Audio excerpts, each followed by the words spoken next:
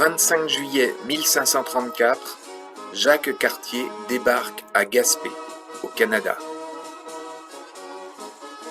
Mandaté par le roi François Ier pour conquérir des terres nouvelles riches en or et découvrir une route maritime vers l'Extrême-Orient afin de briser le monopole vénitien des épices, Jack Sparrow Cartier accoste avec ses balles et ses tis dans un golfe qu'il baptise Saint-Laurent, vu que c'est la Saint-Laurent.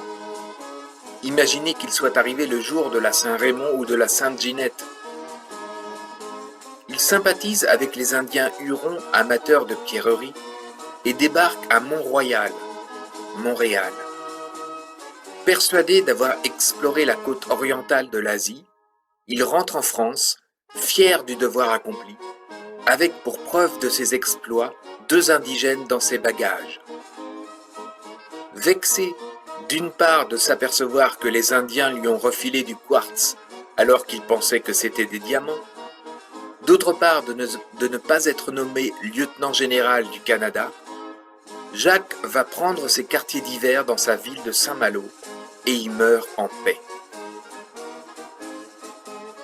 Si ça s'était passé aujourd'hui, Jacques Cartier, arrivé à Montréal, aurait répondu au discours de bienvenue des autochtones par un tonitruant « Vive le Québec libre !»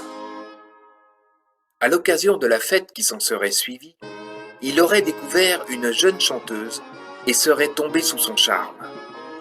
S'improvisant agent artistique, il aurait commencé par lui demander de se refaire la bouche, car on n'a jamais rien sans rien.